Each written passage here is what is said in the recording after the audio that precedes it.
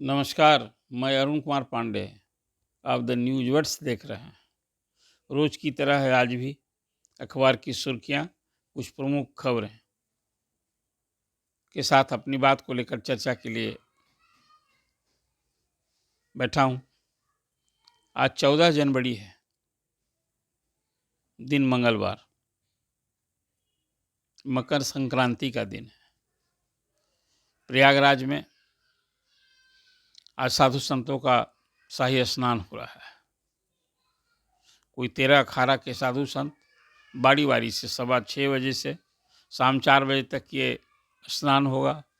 इसको अमृत स्नान कहा गया है। कल तो पौष पूर्णिमा के दिन कोई 1.5 करोड़ से अधिक लोगों ने आस्था की डुबकी लगाई। आज कोई 3 से 4 करोड़ लोग वहां स्नान करने वाले हैं। 44 घाट बने हैं। अखबार की आज सुर्खियां हैं और टीवी चैनलों पर लगातार पूरे दिन आज महाकुंभ ही देखने को मिलेगा। ये एक संजोग है, 144 वर्षों के बाद ये संजोग आया है। ग्रह के हिसाब से शुभ मुहूर्त आया है। ये वही मुहूर्त है जिस समय समुद्र मंथन हुआ था। तो ज्योतिषियों के अनुसार साधु संत इस अवसर को चुकना नहीं चाहते हैं। भारी भीड़ जन सैलाब वहाँ देखने को मिल रहा है। आप सभी टीवी चैनल पर भी देख रहे होंगे, सोशल मीडिया पर भी। तो ये अखबार की सुर्खियां हैं जो इसे आप अपने आज चर्चा मैंने शुरू की। प्रधानमंत्री नरेंद्र मोदी कल जम्मू कश्मीर के दौरे पर थे और वहाँ उन्होंने कल एक टनल का उद्घाटन किया। उस फंक्शन में जम्मू कश्मीर के मुख्यमंत्री भी थे, उमर अब्दुल्ला। अब तो दोनों की केमिस्ट्री बनती दिखी। मुख्यमंत्री ने अपने संबोधन में कहा कि भाई जो हम वादा करते हैं वो पूरा करते हैं। मोदी जो वादा करता है वो पूरा करता है, ये मोदी के शब्द हैं।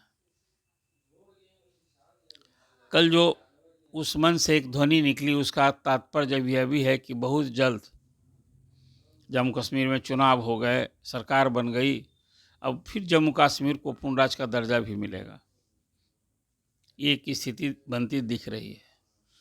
कल जम्मू कश्मीर के मुख्यमंत्री ने मन से कहा कि भाई चुनाव हुआ, चुनाव में कोई धांधली नहीं हुई। उनका इशारा ये था कि केंद्र में एनडीए की सरकार है और यहाँ महागठबंधन की में शामिल दल की ओर से न लड़ा था नेशनल कॉन्फ्रेंस।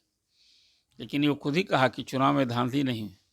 और फिर कहा कि दिल्ली और कश्मीर, जो प्रधानमंत्री ने अपने संबोधन में कभी कहा था कि दूरी घटेगी, वो सब अब दूरी घटती दिखी और प्रधानमंत्री की तारीफ की।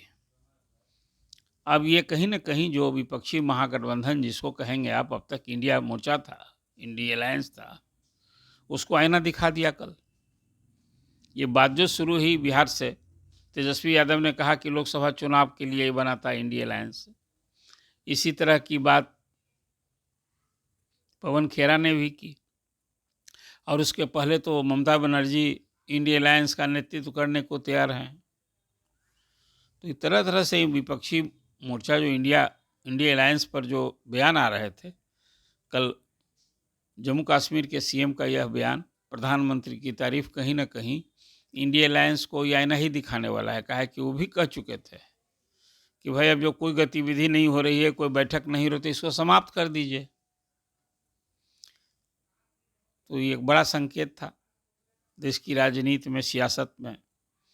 तो कल ये भी अखबार की सुर्खियां बनी हुई है जो आपसे हमने चर्चा की।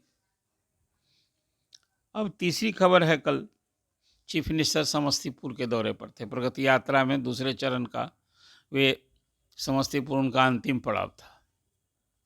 अब फिर 17 जनवरी से खगड़िया से उनके तीसरे चरण की प्रगति यात्रा शुरू होगी और जो एक सेट कार्यक्रम होता है उसके अनुसार कल मुख्यमंत्री ने कई योजनाओं का शिलान्यास किया, उद्घाटन किया, निरीक्षण किया और फिर उपस्थित जीविका दीदी को से इंटरेक्शन करते हैं। वो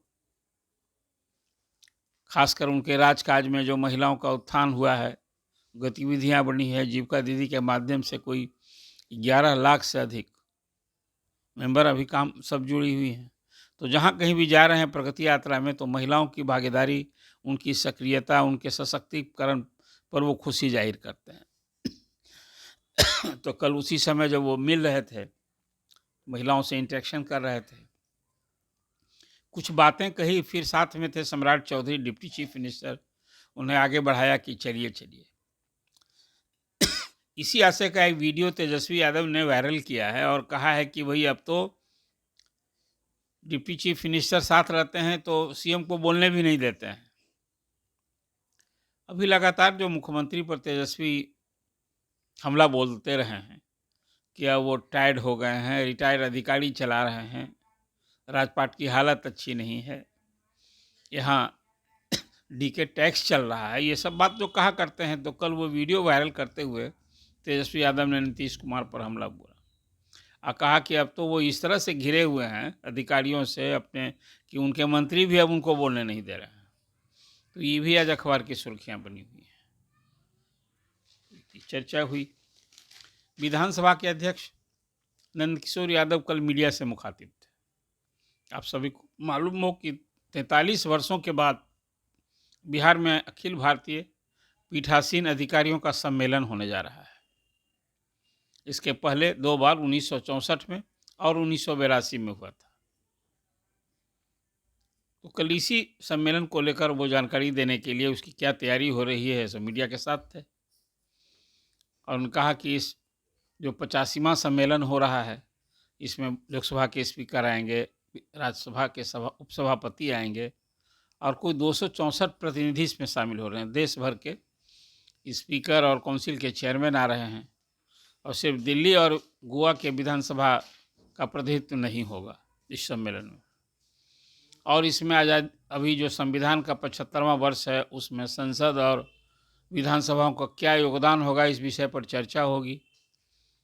20 तारीख को उद्घाटन सत्र होगा जिसमें मुख्यमंत्री शरीक होंगे और फिर 21 तारीख को समापन सत्र होगा, उसमें राज्यपाल आरिफ मोहम्मद खान शरीक होंगे। और ये दो जो कार्यक्रम है उद्घाटन समापन का, ये बिहार विधानमंडल के पीछे जो एक अभी नेक्सी बना है, सेंट्रल हॉल कहा जाता है, उसी में होगा।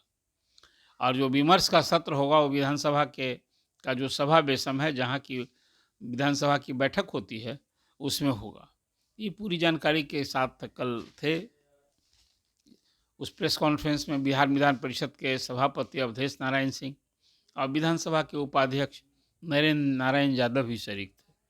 अवधेश नारायण सिंह ने तो कहा कि वो 4 बार सभापति बने हैं, सभापति का दायित्व संभाला है और चारों बार उन्होंने प्रिजाइडिंग ऑफिसर कॉन्फ्रेंस में शरीक होने का अवसर मिला है।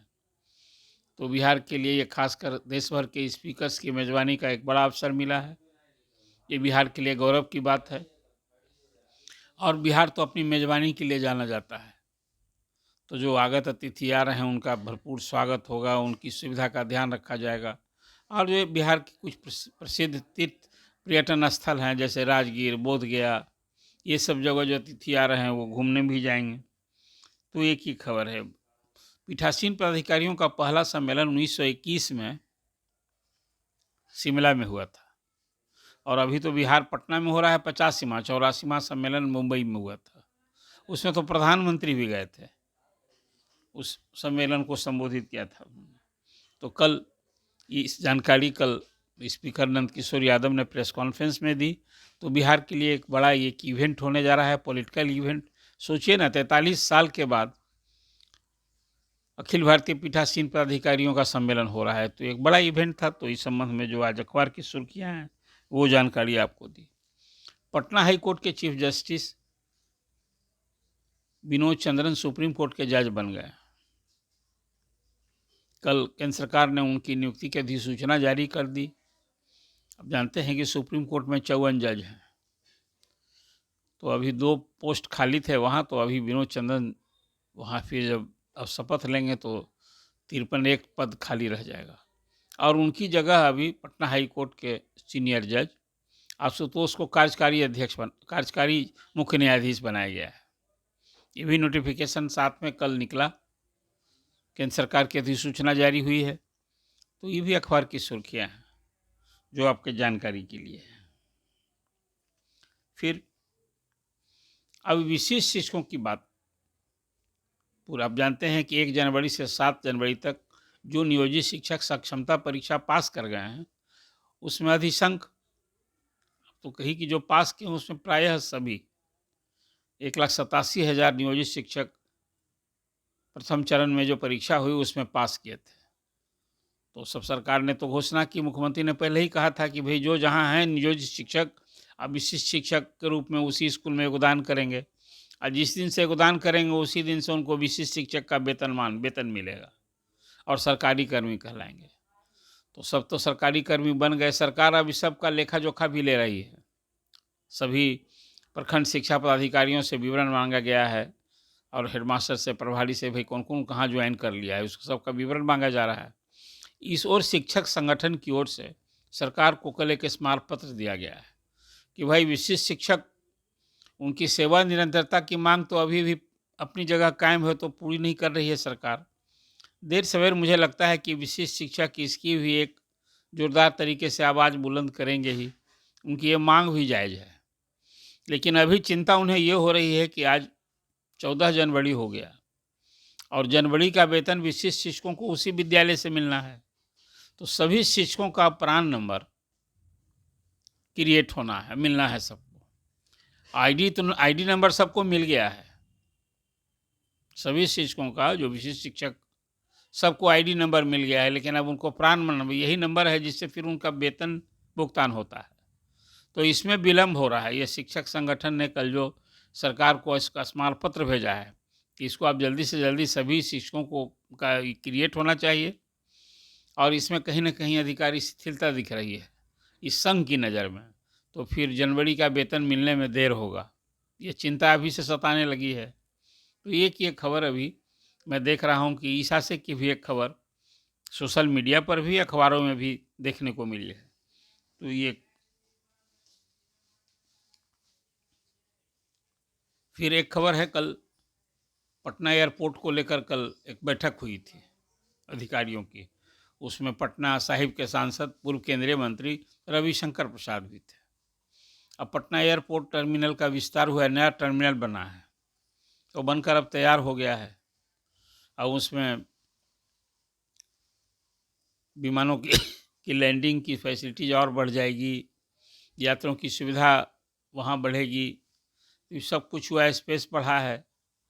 तो इस आशय की खबर देते हुए रविशंकर प्रसाद ने जानकारी दी कि अप्रैल में जब इसका उद्घाटन होगा तो ये उनकी ओर से भी पहल होगी कि प्रधानमंत्री नरेंद्र मोदी आवें इसको उद्घाटन करने के लिए।